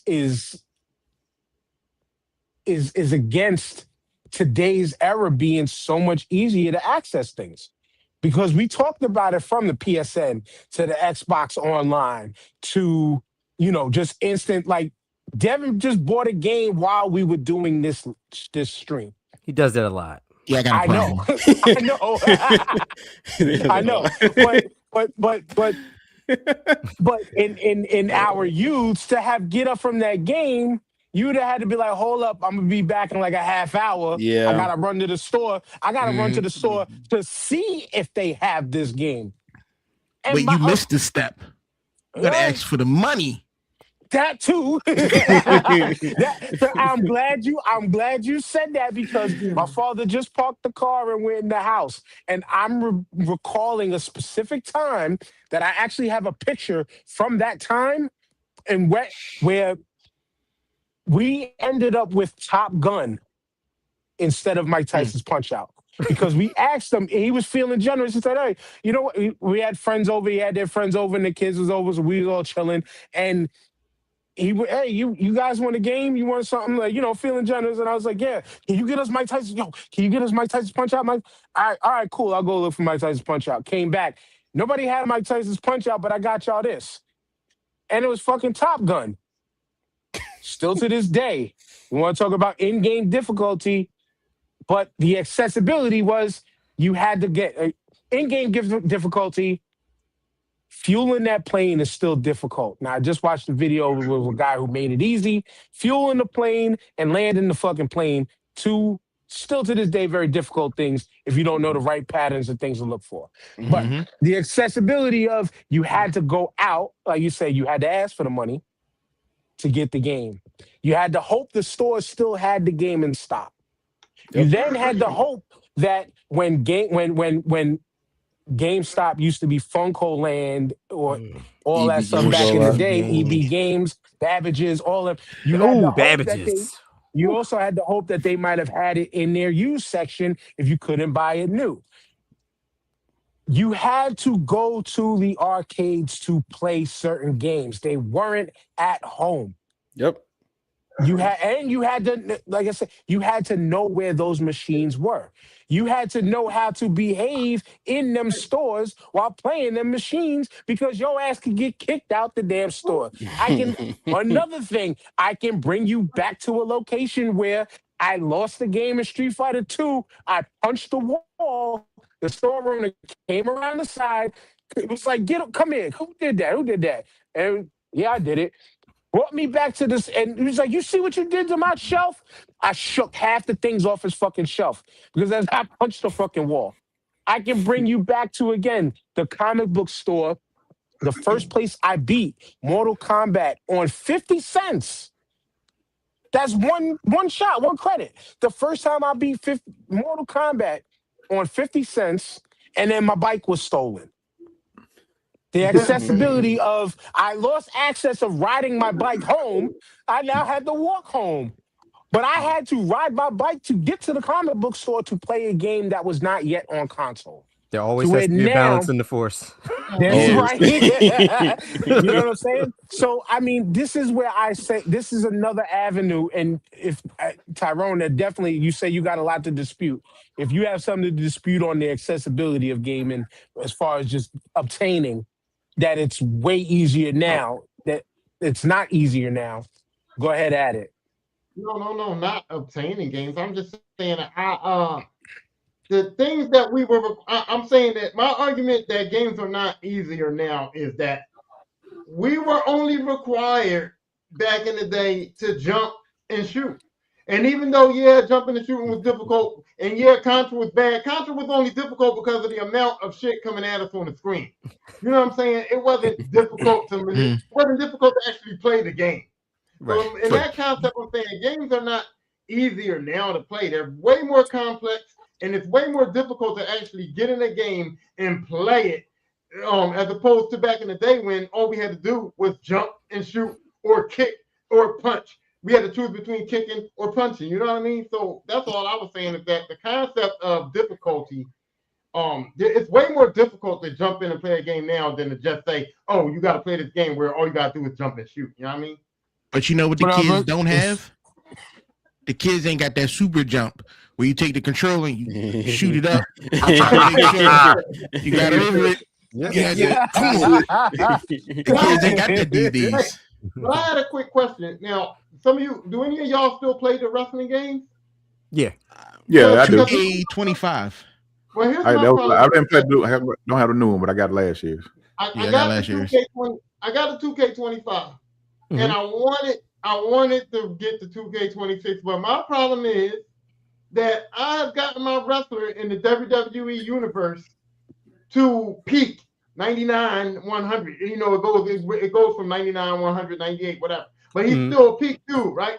And now with my wrestler at that peak number, and with me and my abilities, because I've always played these wrestling games, I can't get the matches that I want, because no matter what, I'm finding myself in a lot of squash matches. And then even with the top guys, I'm still finding myself able to, like, I don't feel in my head that there's a chance of me losing a match now. It's not. I'm the same way. Like for the past maybe 15 years, because I always go to the hardest difficulty, because I've been doing this my entire life. So I played every wrestling game there is. So it's like, as soon as I get on, I turn to the hardest difficulty. It's still, if they tweak the timing of maybe like a reverse button, that takes maybe like an hour and a half to master, and then I'm just winning everything anymore. And it's like See, so now the WWF WrestleMania games on Super Nintendo, you didn't have to do all that. That's correct. You had that shit, but you took us. Fuck that game. Fuck that game. That game is whack anyway. No. You took us off. I'm trying to create events in the match that I could possibly lose. Like, I'm trying to say, like, if I play a match now, I'm like, okay, I'm going to put him through the nails table. I'm going to try to put him through the table here. I'm trying to do extra things in the match. It's bad. To try to it's bad for me. To, like, have a chance at losing, bro. It's bad for me now, because I don't even play it anymore. Like now, I get more excitement of just doing computer versus computer simulation, because it's no fun for me to play it anymore. It's like I set up. Thank you for detracting us off the topic for a whack ass game. Fucking can't stand that shit. The topic is difficulty. Difficulty in accessing games, and that's like I said, it's way easier to access games nowadays than it is back then. Most definitely. I can go on PS5 with my Xbox right now and get something right now if I really wanted to. On my computer, I have Xbox, Steam, Origin, EA, Epic, Paradox. Like, on this thing right here, all game clients. I just hit one and start buying games. Well, that's tough. I have Steam, and I have Xbox, and I have Epic Game Store on my laptop. I used to have EA Origins. I don't have it anymore. Like, I never used it. So, and when I want a game, I just buy it. My Steam, there's probably 300 games on my Steam account. I got Xbox Game Pass PC. I don't even know how many I have on Origin. EA just gives you games. Yeah, no, Epic. That's how I am with my Epic. A lot of mine came free from game every week. You get a free game all the time. So I started, like I said, I haven't switched over, but I started getting Steam. I have a Steam Deck. I have a PC that can run certain Steam games, things like that. But my Steam library last year alone, my Steam library grew about 40 games. I went from like literally because of them sales. Like Them sales literally, be getting you, yo. I be like, I'm like, shit, yeah, man, no, crazy. nah, but it's I mean, $7. gonna count that. Exactly, that's fine. It's $5. Right. $5. I'm gonna spend this on some food, but you know what? I need this game. I mean, I this got game right here, games I I can never get even more played. buy out of this. And that's You the get problem. games you And don't even see, play. and that's the problem Because with you can't, being adults because with you can't money, get with mad. adults with our They own never money say you now. can't get mad. Yeah, they should never give But me they money. also make it, they give you those deals so you can't get mad. You can't get mad at them. You buy a $7 game, and it could be a terrible game, and it's like, oh, fuck it, it was $7. This is what you get for $7. Yeah, Or true you buy a indeed. $7 game, and it's great. And you're like, hey, man, thanks a lot. You know what I mean? So it's like, Listen, That's when they give you those that's easy games with those little prices, bro, you can't help but buy them because it's not, you can't exactly. lose. You can't lose. I'm looking at my yeah. Steam library right now. I got outside of it's a few demos in there because Steam Next Fest just ended. So I probably got about 70 games in there. And last year when I started 2025, I probably had maybe 10, 15 if that. So Steam now, library think crazy. about your Steam libraries, right? And now try to put that in a 1992 or 93 lens if you were born at that time. No disrespect. And imagine the wall space you needed to Yeah. keep all them cartridges. Correct. My grandma would have kicked me out. My I grandma would have was never like, had "You them. gotta go." I would have never had them because I wouldn't have had money for them, bro. I'm That's from the it. hood. Do y'all I remember get the 2 games a year. Do y'all remember the Tiger You know, handheld Jones? Yes. Yeah. Tiger Love them Electronics. things. I had tons of those because they were dirt cheap. You can't see it, my doggone background, but I got it's a Transformers. It's a Transformer one. My doggone background will let you see it, but I got in the package, still unopened. It's a Tiger Transformer Generation 2 handheld in the package. Where'd you get that from? My wife is a teacher, and somebody gave her a bunch of them. Literally, I don't know who still got them more, but like I made sure to grab one, and I didn't open it. I just sitting here like this, like, bro, I got to keep this. Hold on, Tiger Here's another Electronic. Here's another problem I had with keeping the actual physical games, right? When the games went to CDs, I had 4 children in a 5-year span, and to stop them kids from getting their hands on one of those fucking CD games, and I didn't want to shake a baby, you know what I'm saying?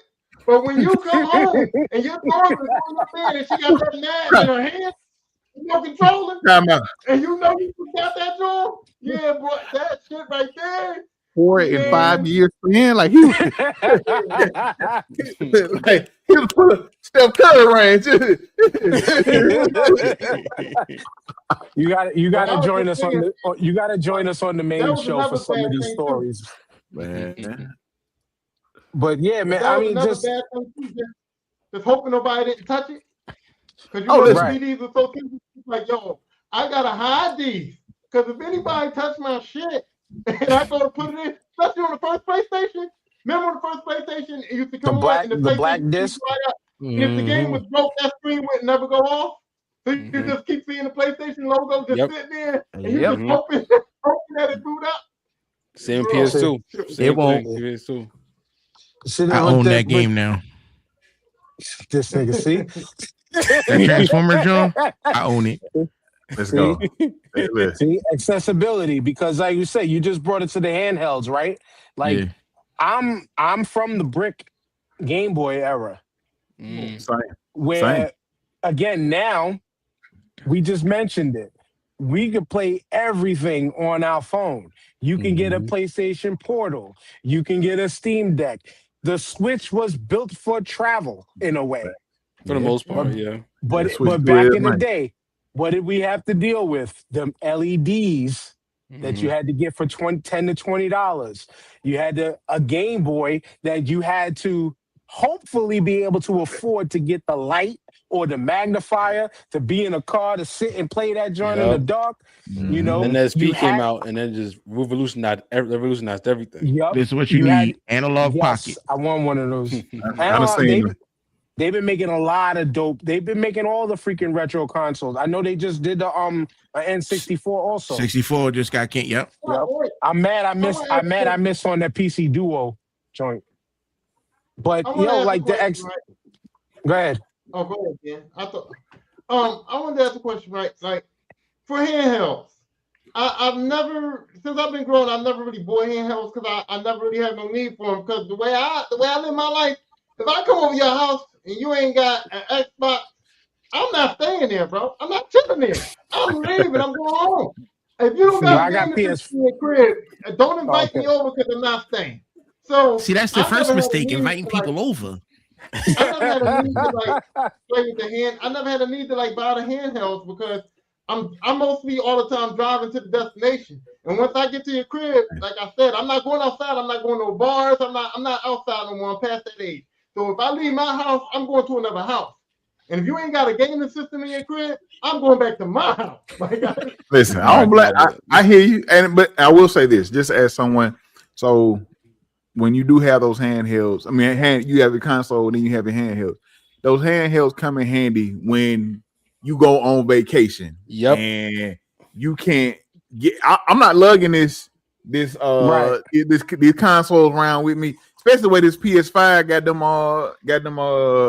The HD on the side HDMI. plates. The No, the wing. HDMI drive issues. If you unplug, that what happened to my Yeah, sons. that's true. You Yeah, unplug true. it too many times, you can mess up your HDMI or whatever port.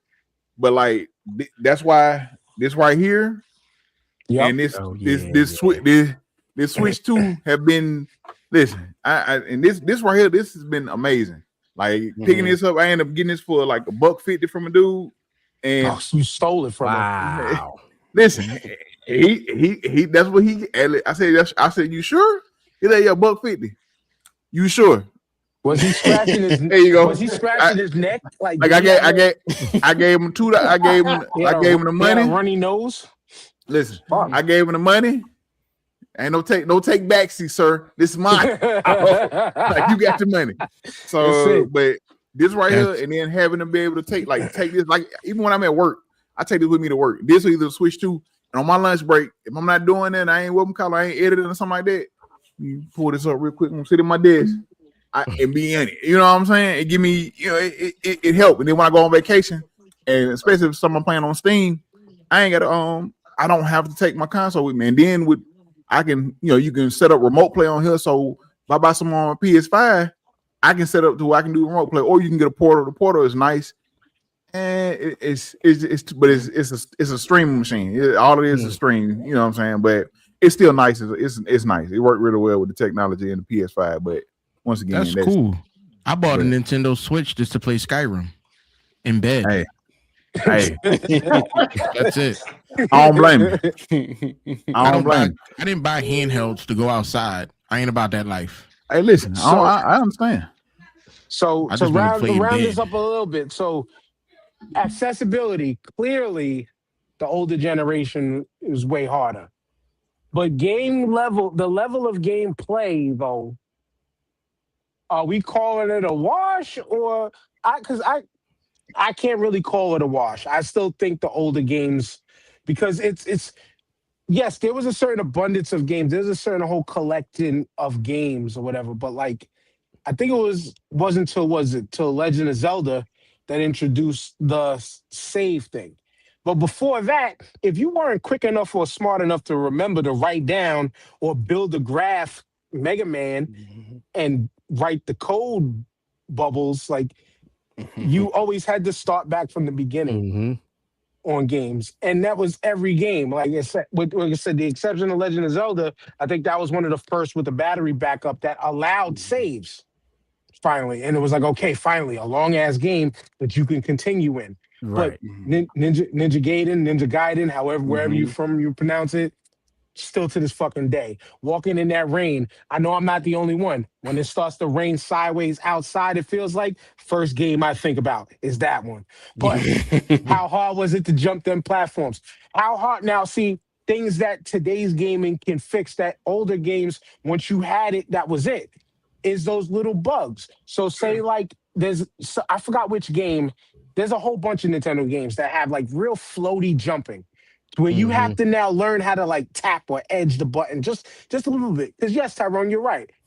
Jump button, action button. You only had 2 buttons, but the skills you had to try to pull off with just those 2 buttons. Yeah, no, that's fact. That's a fact. It's just them 2 buttons is a motherfucker. you know. And then two, nowadays you got to be real fast fingers, which, mind you, younger people, and I hate saying this being a father of daughters, but if you got outside and washed your ass and maybe picked up a girl, the fast button pressing that you have to do now might work for you. No, it no. Our our era, we had to go buy a whole separate peripheral called the turbo controller. The two. Or you learned the put your finger in the t-shirt and on track and Yeah. field, or shit like that. But like, I'm sorry. I will still say that there's way more games. There's a larger contingency of games from that era that is harder than today's games. True. But now, one thing I want to spin from too is peripherals, like in gaming. Like, obviously, the older generation set the table for a lot of the newer stuff today. And we had a lot of jank, garbage, whatever you want to say. But peripheral wise, like, how are we better? I mean, we actually, Husky kind of just showed some, Wavy. Are we better off now with a lot of the peripherals than back in the day? What do you mean with the peripherals? What do you talk like? What do you mean? Meaning like the styles of controllers, the ways we could play. Like, for instance, we still haven't got no type of newer light gun type of situations because of the way the games were designed with CRTs and things like that. So we are all been stuck to like joysticks or control pad, joysticks, control pad. But in the back in the day era, we had the variety of, you had a controller, you had a turbo controller, you had the joystick, power glove. No matter how jank that was, I loved it. We had one. But you had, we talked about motion control stuff. The U-Force. The U-Force was the first fucking, you know what I'm saying? I would say like most controllers nowadays have options like this. This has a turbo. I got a button, like it's a button down here for turbo. You know what I'm saying? Even on my Elite controller, like on the back, the triggers, paddles. I love the paddle. Like when I'm playing, if I'm playing Call of Duty, I don't have to take my finger out the button. Like my slide and my other reload, thing, reload all that is right here. And then I can like with the triggers, I can lock the triggers to where if I want them like. If I want them short, if I want to trigger pull right here, you know, if I want a quick or if I want it a full, like you know, the peripherals nowadays are we may not have a light gun. However, I think we have some of the best peripherals nowadays. Like y'all still can't play Call of Duty. I don't play Call of Duty like that. I play for fun if I play, but like all these peripherals nowadays, from the controllers to like I said, you brought up the Portal. To like the Steam Deck, all that stuff, man, is some of the best things we have nowadays, man. Like I said, the controllers nowadays, you can do just about anything with them. Granted, you know, it's not a keyboard. However, some of the keyboard controls, like what's the keyboard there or the controller they have, like it look like a hand. You put your hand in it. I was thinking about to get that. Oh yeah. Those are nice on the whip.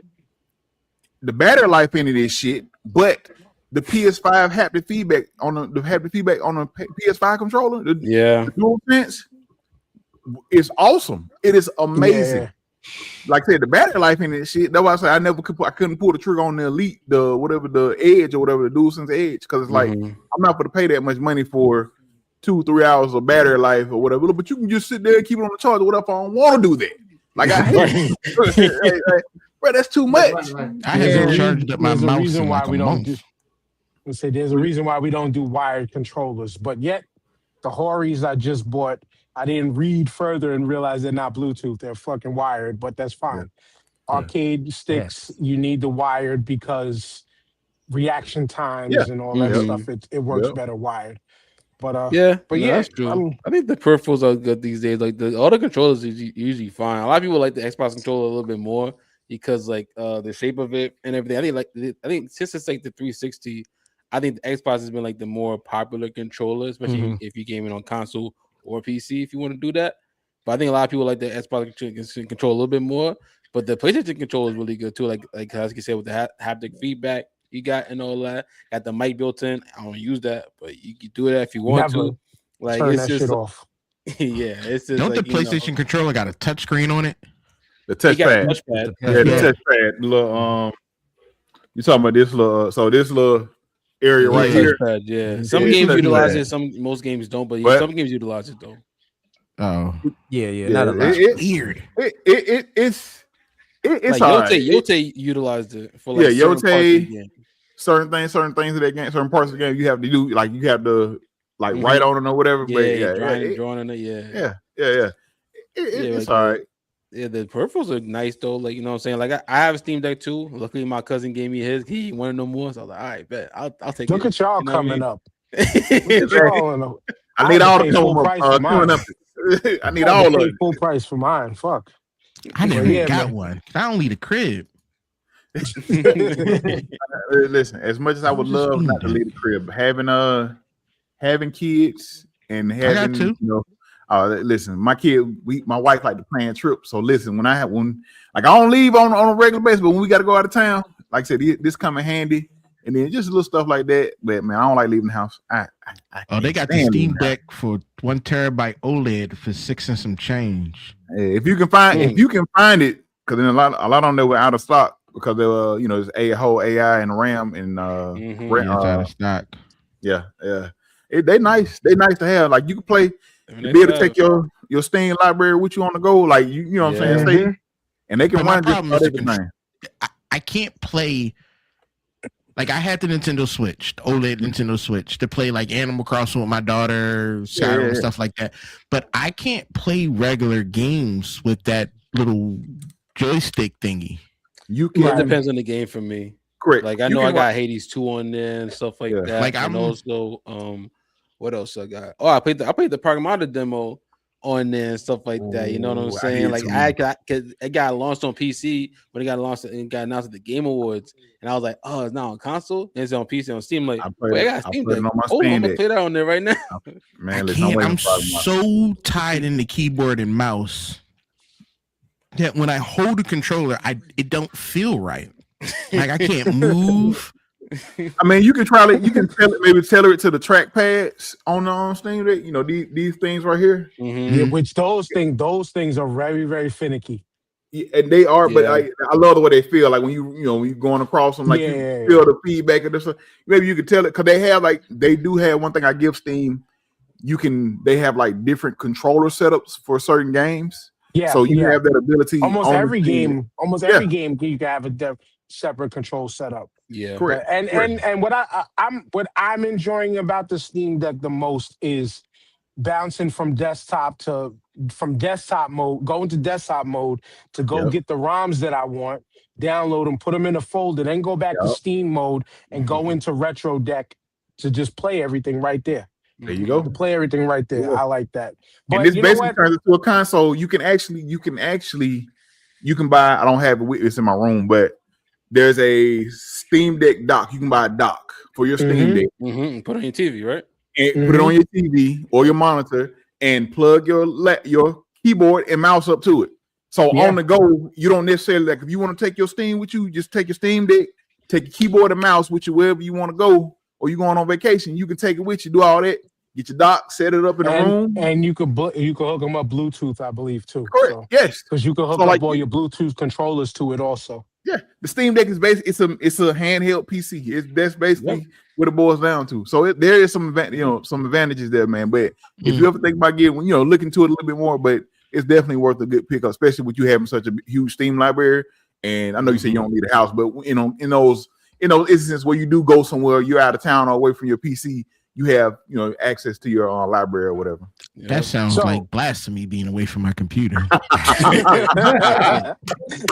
So to wrap this up, I want everybody to at least give a game or two that they think that when their time is called to go to the upper room, what's a game that you think that you may never, ever, ever beat?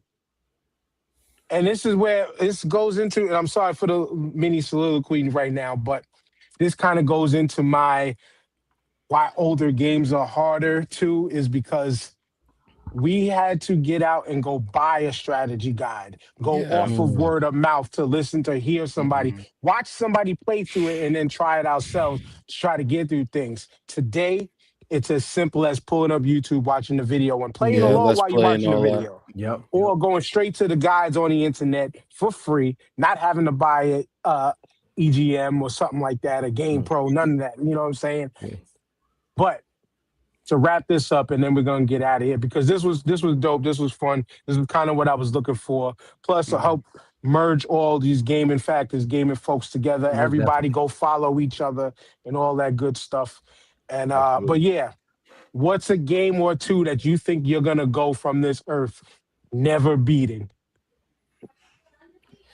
Which way you Grand want Theft to go? Auto 6 because it's never coming out. It's never coming out. You said GTA 6? GTA Yeah, 6 is that's never never coming coming out. Now It'll be out by the end of this year.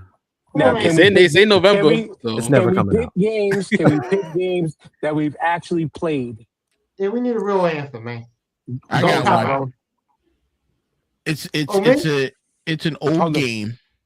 It's called Getting Over It with Bennett Foddy.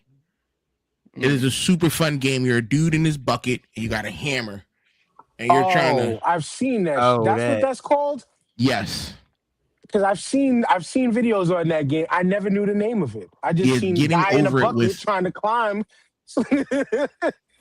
One of the hardest games I've ever played in my life, and for the life of me, I cannot beat it at all. Like I don't feel as though I'm coming close to ending this game. Every once in a while, I'll go back to it, get frustrated, uninstall it, and then it's a vicious cycle. But that's my game, and I recommend everybody at least trying it out. It's like $7 on Steam. Okay. You're gonna have to send me the name of that game. I'm not writing it down yet, but please, because I will try it. Yo, I need a new I'll throw it game in that the chat. makes me. I need a new game that makes me want to fucking throw a controller. I got yeah. So for me, like kind of sort of with Lisper, I'm with Cuphead. It makes me want to re-download it and just go back in and because I'm a sucker for pain, I'm a glutton for punishment. So I'm just gonna go back in and start feeling bad all over again.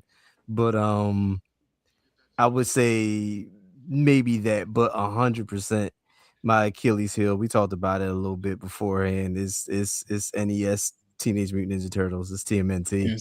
It's like I can always get to the Technodrome, but I'm always on my last turtle. And I'm always beeping. You know if you played the game, you know the beat.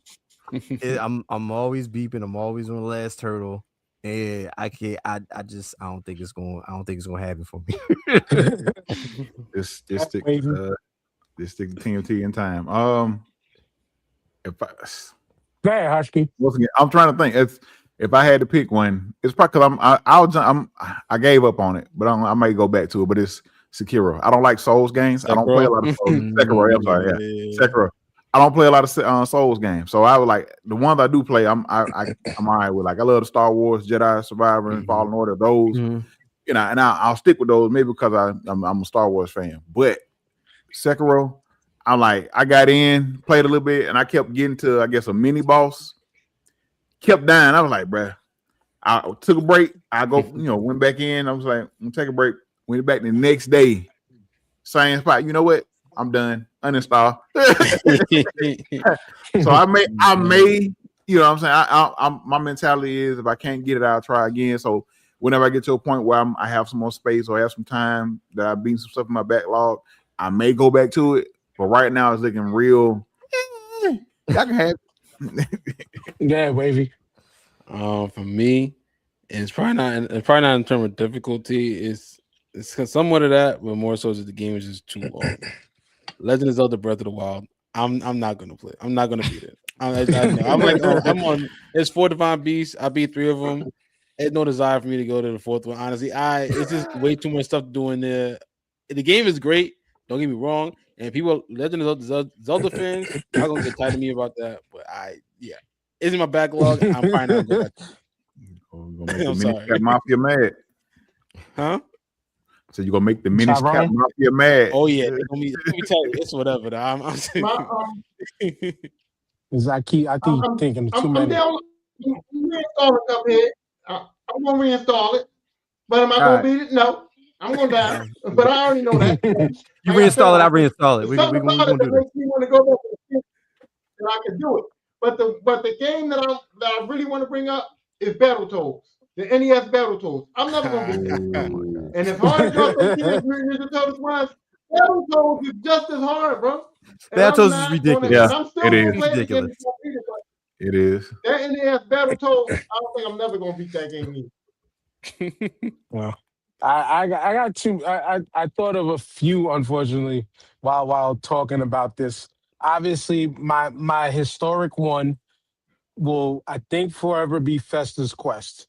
Now I know I'm gonna go inside and try to play it again, get to the same fucking spot, and just vicious cycle punishment, like Dell said. Just sucker for the pain. Like, come on, may I please have another? But that's one of them. I Ghoul, nah, because I didn't really play that a lot.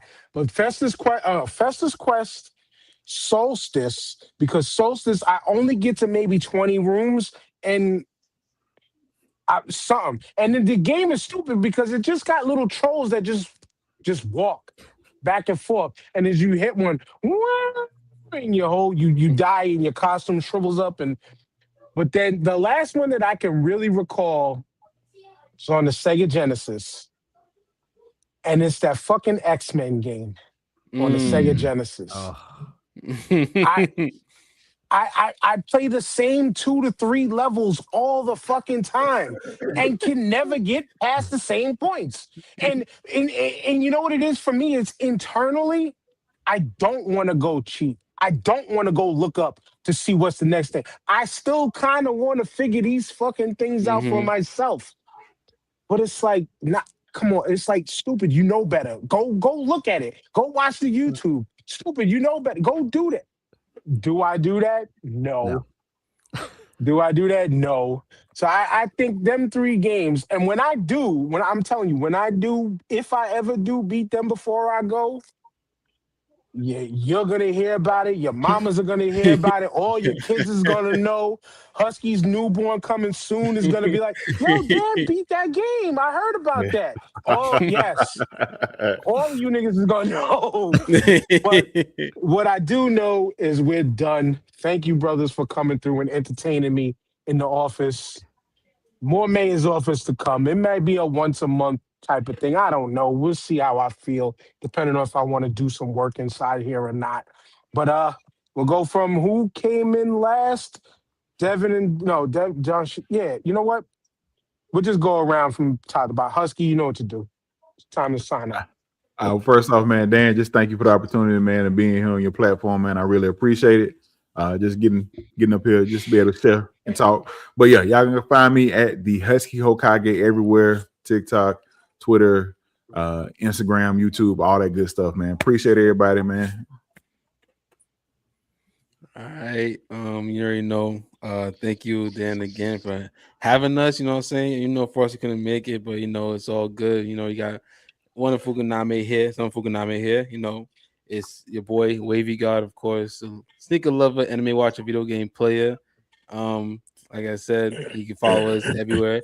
PHUCANAME on all social media platforms. Of course, listen to the podcast PHUCA-POD on Apple and Spotify podcasts, on YouTube as well. Subscribe and everything. You know what I'm saying? All nervous topics and conversation.